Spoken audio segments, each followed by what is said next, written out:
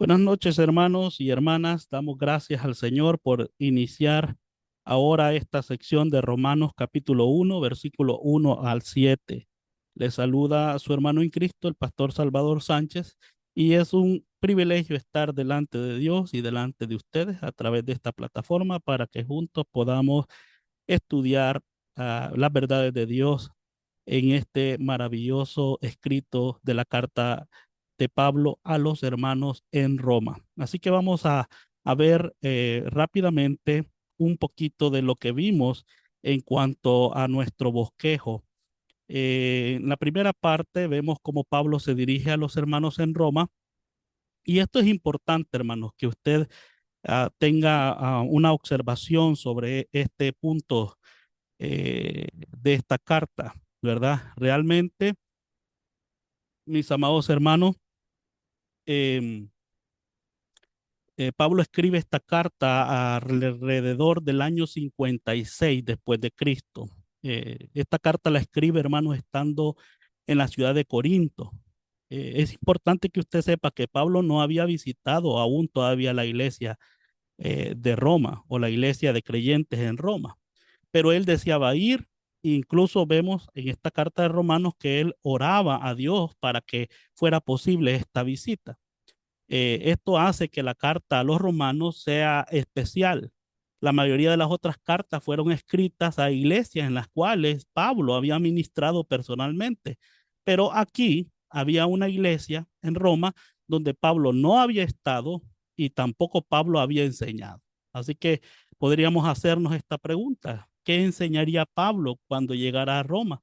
Y en este libro de la carta a los romanos, hermanos, en esta carta, perdón, Pablo da una presentación preliminar del contenido de su ministerio de enseñanza. Así que vamos a estar viendo los versículos 1 al 17 de la carta a los romanos. Desde el versículo 1 al 7 estaremos estudiando lo que es el deber de dar el evangelio. Y hermanos, enfocados en ese punto, vamos ahora a ver el ministerio de Pablo, que era un ministerio, hermanos, para el mundo entero. Primeramente, leamos el versículo 1 al 7 y después vamos a ir estudiando versículo a versículo. Dice Romanos 1, 1 al 7. Pablo, siervo de Jesucristo, llamado a ser apóstol, apartado para el evangelio de Dios que él había prometido antes por sus profetas en las Santas Escrituras acerca de su Hijo, nuestro Señor Jesucristo, que era el linaje de David según la carne, que fue declarado Hijo de Dios con poder según el Espíritu de Santidad por la resurrección de entre los muertos, y por quien recibimos la gracia y el apostolado para la obediencia a la fe en todas las naciones por amor de su nombre, entre las cuales estáis también vosotros llamados a ser de Jesucristo. A todos los que estáis en Roma, oiga, ¿cómo lo llama? Amados de Dios, llamados a ser santos. Gracia y paz a vosotros de Dios nuestro Padre y del Señor Jesucristo. Así que vamos a ver la misión de Pablo aquí en el versículo 1. Primero vemos que Pablo se llama a sí mismo siervo.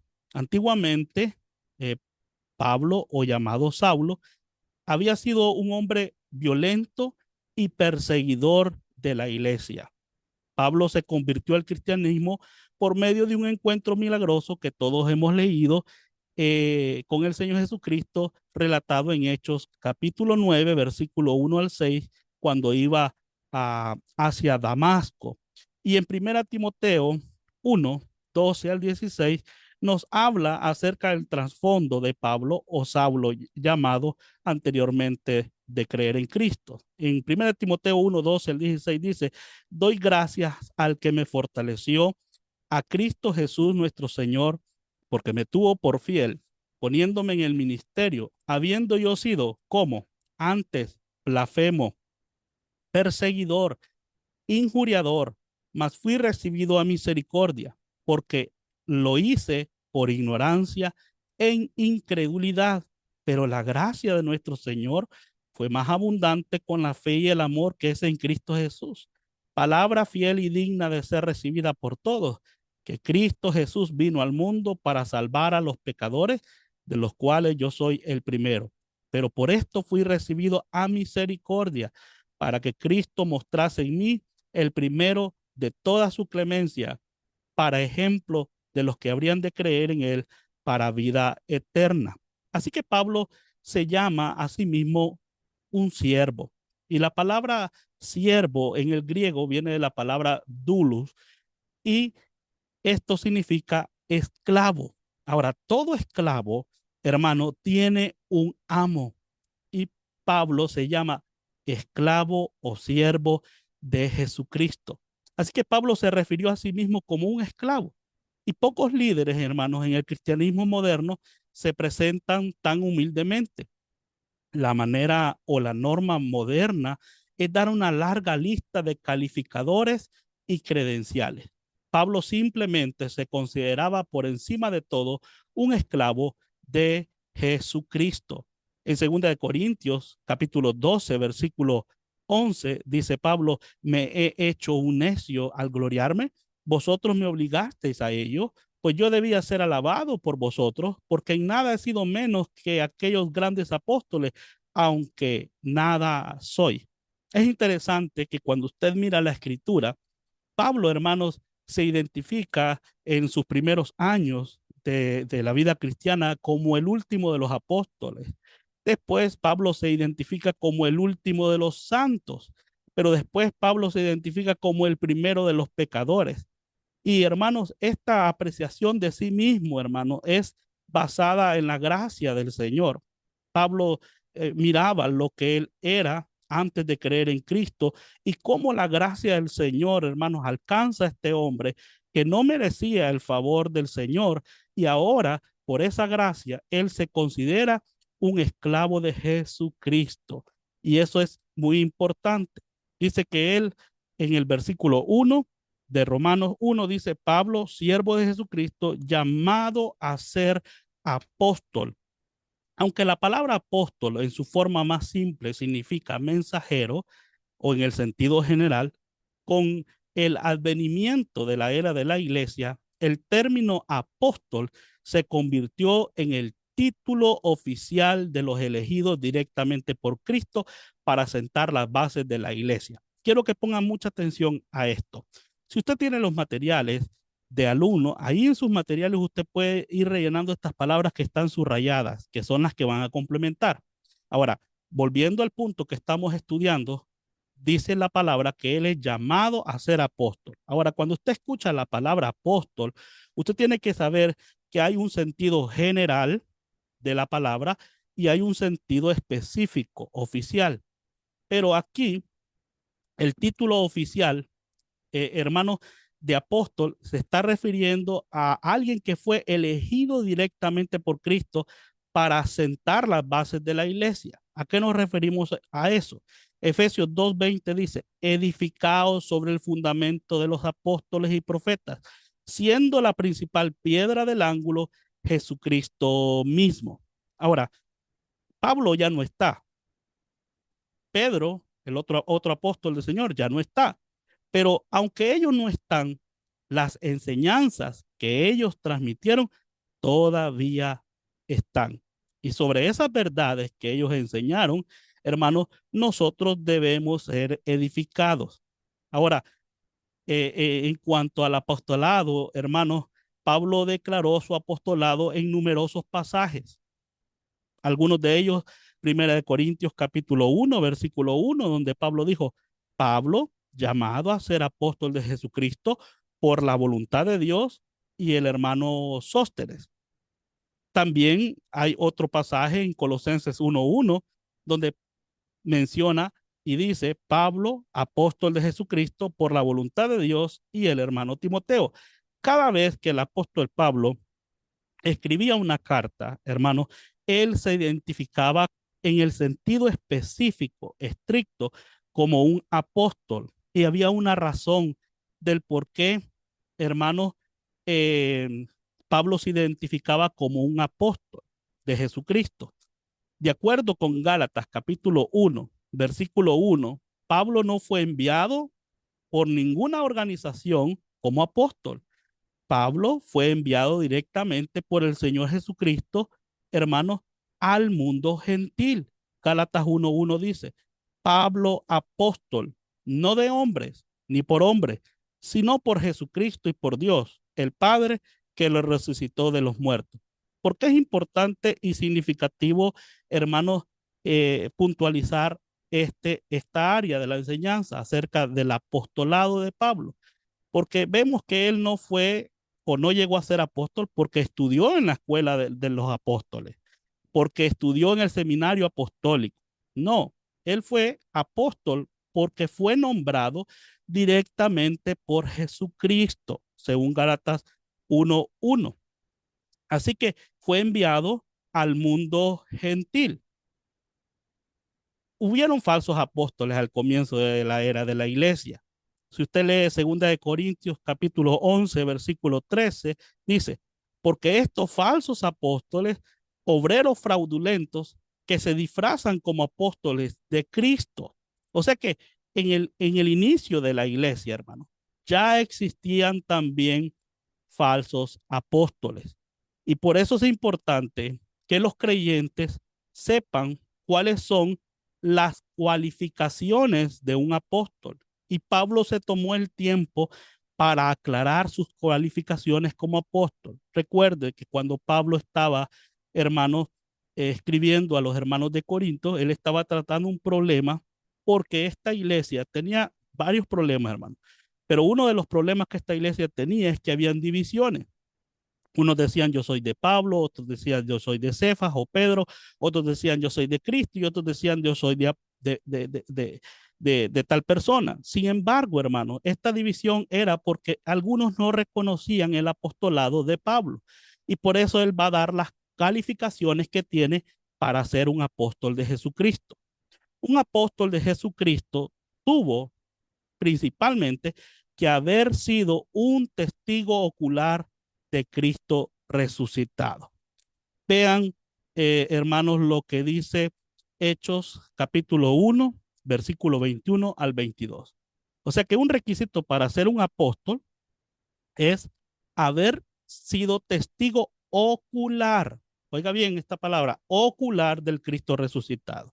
Dice Hechos 1, 21, 22. Es necesario, pues, que de estos hombres que han estado juntos con nosotros todo el tiempo que el Señor Jesús entraba y salía entre nosotros, comenzando desde el bautismo de Juan hasta el día en que entre nosotros fuimos arriba, uno sea hecho testigo con nosotros de su resurrección. O sea que aquí, hermanos, vemos aquí en el libro de Hechos el requisito que tenía que tener alguien elegido como apóstol. Tenía que haber sido alguien que fuera un testigo ocular de la resurrección de Cristo.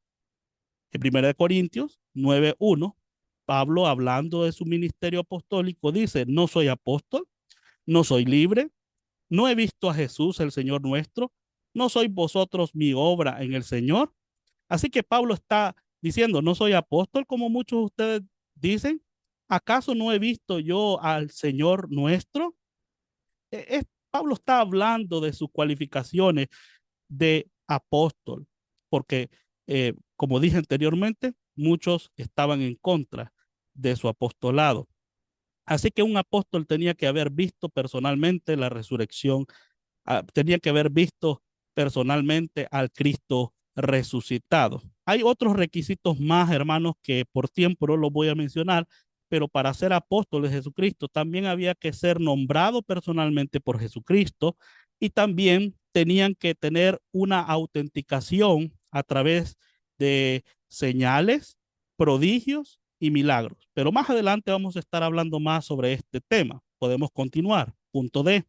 En Romanos 1:1d dice que él fue apartado para el evangelio. O sea que en Hechos 9:1 al 6 vemos que Pablo fue llamado por Jesucristo para el propósito específico de difundir el mensaje del evangelio. Esto no era un trabajo secundario, iba a ser el enfoque principal y la vocación de vida de Pablo. Yo creo, estimados hermanos, que compartir el evangelio no debe de ser un programa de la iglesia. Compartir el evangelio debe de ser un estilo de vida de cada creyente. Hace unos días atrás yo hice la pregunta a varios hermanos en nuestra iglesia: ¿hace cuánto tiempo fue que usted habló el evangelio con una persona? ¿Cuántas personas usted ha tenido a la par, enfrente de usted?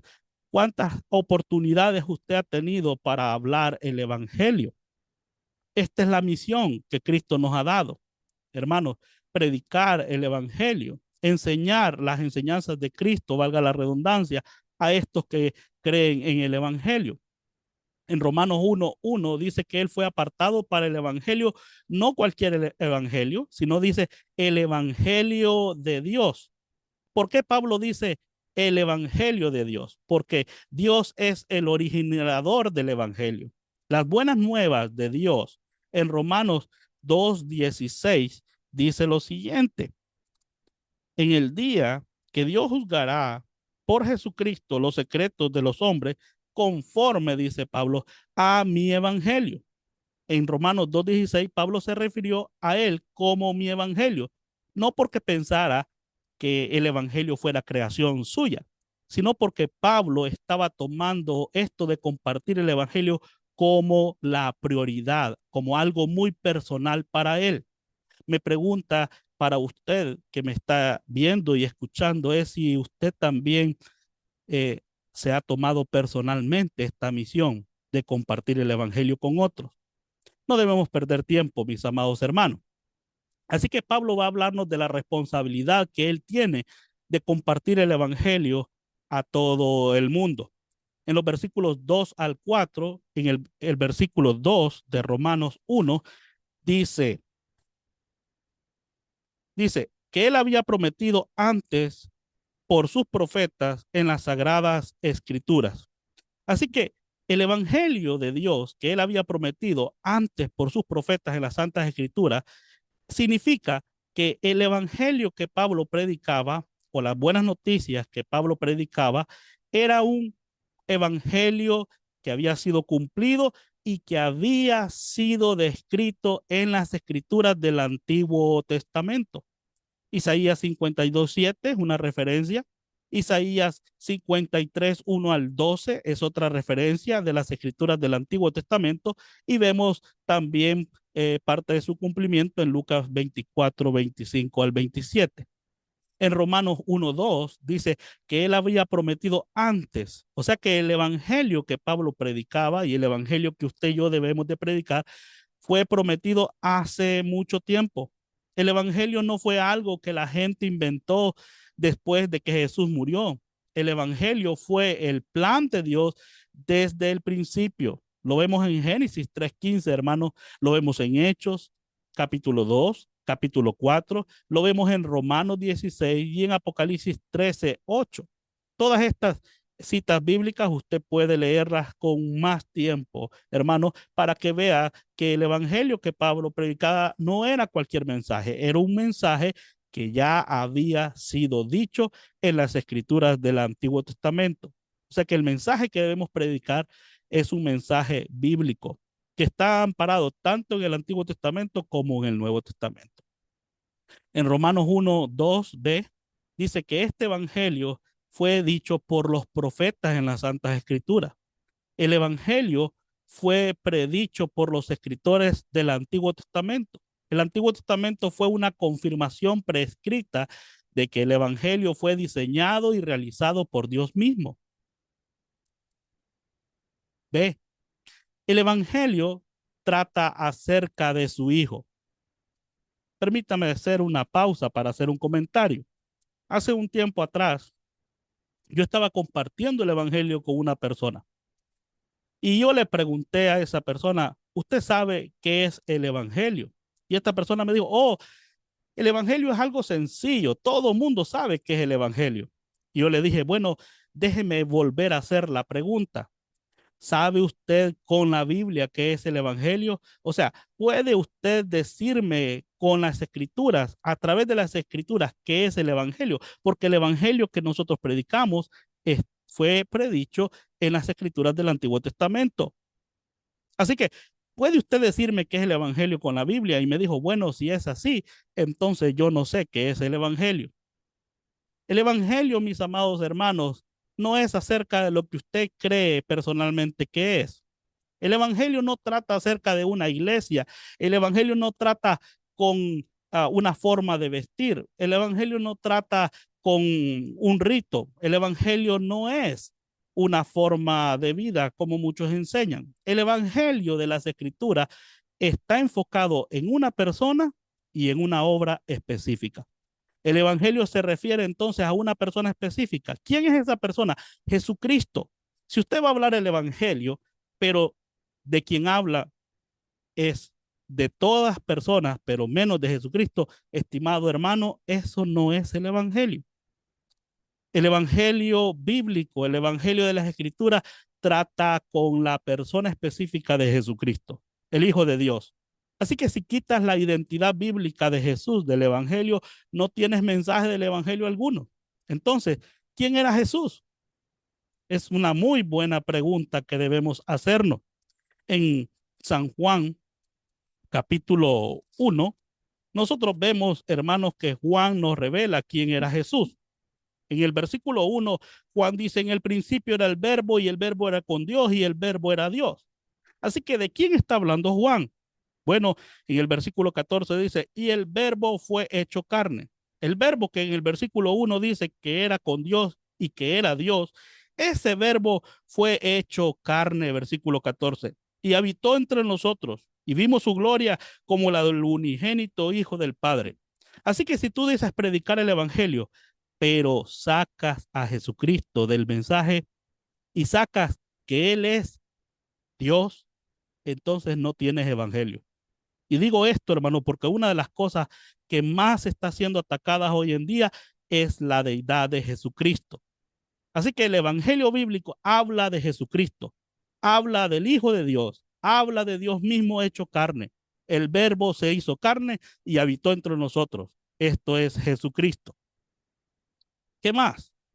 Bueno, siguiente punto, Romanos 1:3 dice, nuestro Señor Jesucristo. Subraye, por favor, esa expresión, Señor Jesucristo. Al identificar a Cristo utilizando su título completo, Pablo eliminó todas las dudas con respecto a la identidad de Jesús. Recuerde que para ese momento, como también hoy en día, muchos no creen en la identidad de Jesús. El nombre de Jesús está hablando de su humanidad, pero cuando dijo Cristo, el título Cristo, Pablo está demostrando que él era el libertador, el Mesías prometido del que hablaban las escrituras del Antiguo Testamento. Después Pablo dijo, nuestro Señor, esa palabra o ese nombre Señor, Pablo está afirmando la deidad de Jesucristo. Aquí hay algunos pasajes como Isaías 7:14, Isaías 9:6 al 7, Jeremías 23:5 al 6 y Romanos 9:5 que usted puede leer detenidamente. En Romanos 1:3, Pablo va a hablarnos acerca de Cristo y quién es Jesucristo. Primero, Pablo menciona dos cosas importantes. La primera es que era del linaje de David, según la carne. Aquí en Romanos 1:3, Pablo está enfocando la humanidad de Jesucristo. Así que Pablo verificó la humanidad de Jesucristo, dice, del linaje de David según la carne. Esto no es como muchas personas afirman que Jesucristo es 50% hombre y 50% Dios. No, Él es 100% hombre, pero también es 100% Dios. Así que Pablo está hablando de la humanidad de Jesucristo. Como ser humano, Jesús nació de María. Lo sabemos por las escrituras. Una virgen. Él nació de la línea real del rey David.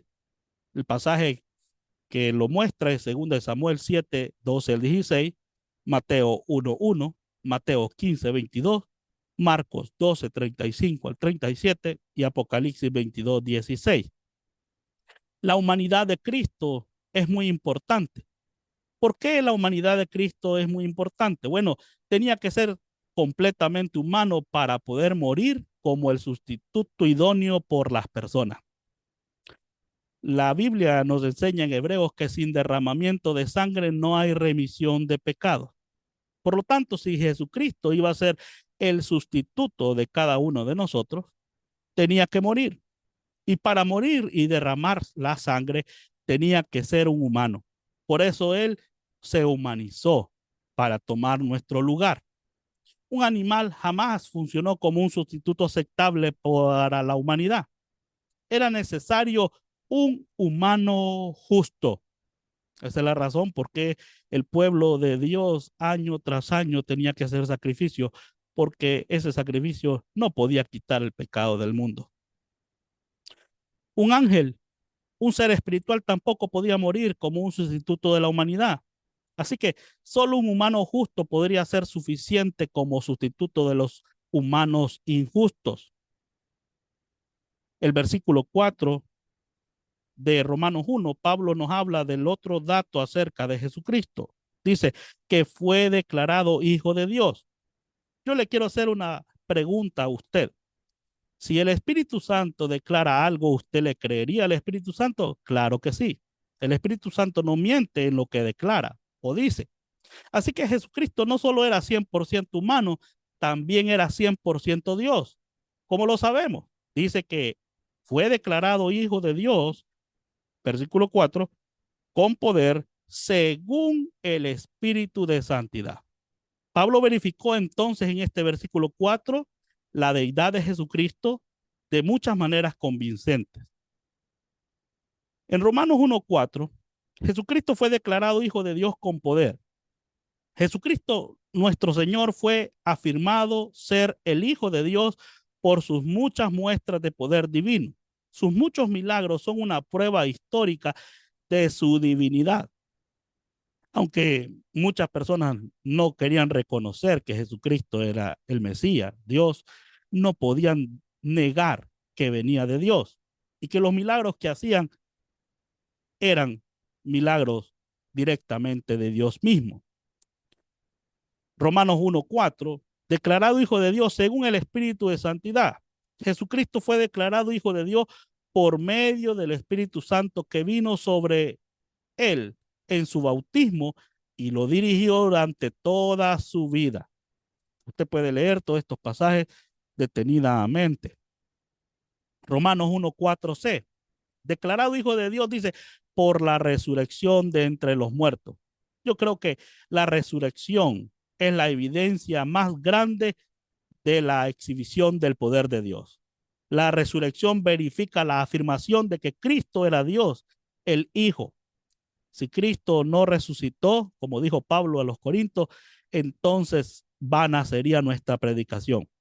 Es la resurrección la prueba más grande del poder de Dios y la afirmación más grande de que Cristo era Dios el Hijo. Ahora bien, en los versículos 5 al 7 vemos la comisión de Pablo. Veamos rápidamente estos versículos. Pablo aclaró sus razones para servir al Señor. Quizás usted no sabe o quizás usted quisiera saber algunas razones por las cuales Pablo servía al Señor, llevando el Evangelio a todo el mundo. El versículo 5 dice, y por quien recibimos la gracia y el apostolado para la obediencia a la fe en todas las naciones por amor de su nombre. Número 1, Romanos 1:5a, ¿y por quién? Esto hace referencia nuevamente a Jesucristo nuestro Señor. En el versículo anterior, Pablo declaró que fue a través de Jesucristo que recibió su llamado para difundir las buenas nuevas. 2, dice, recibimos la gracia. Pablo se incluye. En el griego, el pronombre nosotros se refiere a Pablo y a los otros apóstoles por medio de Cristo. Recibieron la gracia habilitadora de Dios para ser sus mensajeros. La gracia de Dios proporciona el poder y la provisión de Dios para cumplir sus mandamientos. Leamos rápidamente 1 Corintios 15. Busquen sus Biblias, 1 Corintios 15, versículo 9 y 10. Dice, porque yo soy el más pequeño de los apóstoles, porque no soy digno de ser llamado apóstol, porque perseguía a la iglesia de Dios, pero la gracia de Dios, pero por la gracia de Dios soy lo que soy. Y su gracia no ha sido en vano para conmigo. Antes he trabajado más que todos ellos, pero no yo, sino la gracia de Dios conmigo. Solo en el versículo 10 Pablo menciona la gracia 3 veces. Hermano, yo creo que cuando usted entiende la gracia es suficiente para motivarlo a servir a Dios. ¿Cómo? Hablando su mensaje, predicando de Jesucristo, predicando de su obra, llevando por todas partes el mensaje de Dios al mundo pecador. Si la gracia no es suficiente para motivarlo, no sé qué otra cosa podría motivarlo a usted. En Romanos 1:5 dice, recibimos el apostolado. El término apostolado implica una responsabilidad. A Pablo y a los otros apóstoles le fue dada la urgente tarea de ser embajadores de Cristo. Recuerde que la palabra apóstol significa alguien enviado con una misión específica o con un mensaje específico. Al propagar el evangelio por todas partes, jugaron un papel principal en la fundación de la iglesia. Romanos 1:5d dice, para la obediencia a la fe. La obediencia a la que se refiere en este pasaje brota de la fe, no de la fuerza de voluntad humana o resolución mental. La obediencia aquí está hablando cuando una persona pone su fe en Cristo. Veamos Romanos capítulo 4, versículo 18 rápidamente. Dice Romanos 4:18. Él creyó en esperanza contra esperanza, para llegar a ser padre de mucha gente conforme a lo que se le había dicho. Así será tu descendencia. Hablando de Abraham, no se debilitó en la fe al considerar su cuerpo que estaba ya como muerto, siendo de casi 100 años, o la esterilidad de la matriz de Sara. Tampoco dudó por incredulidad de la promesa de Dios, sino que se fortaleció en fe, dando gloria a Dios, plenamente convencido. O sea, él creyó que era también poderoso para hacer todo lo que había prometido. Así que la obediencia aquí está hablando de aquella que brota de la fe. En todas las naciones, versículo 5, parte E, la razón por la cual Pablo le fue dada gracia y apostolado fue para inspirar la obediencia de la fe entre los grupos de personas no judías del mundo. Hechos capítulo 9, versículo 15. Leámoslo rápidamente.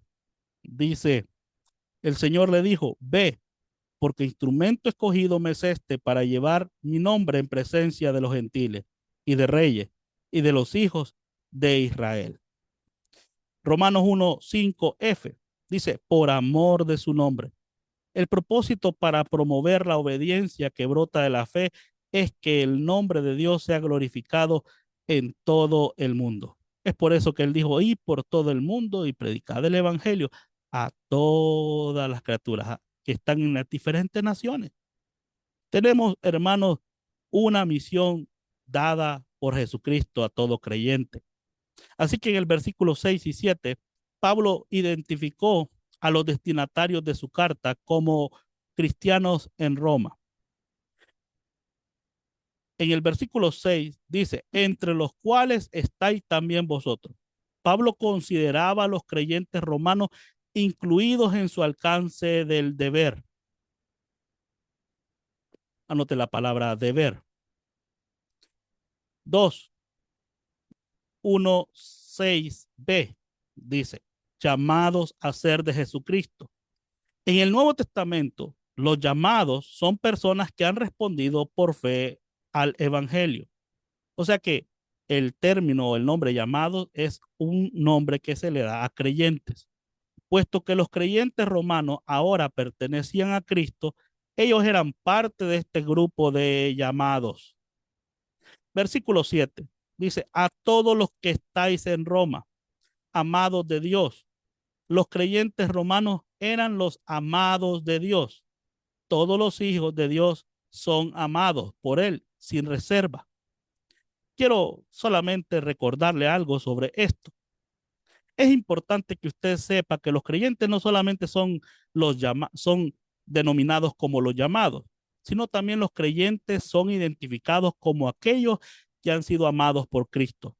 Porque lo importante no es cuánto tú amas a Cristo, sino cuánto Él te ama. ¿Recuerda usted al apóstol Pedro? Cuando el Señor Jesús le pregunta a Pedro, ¿Pedro me ama? Y le preguntó 3 veces.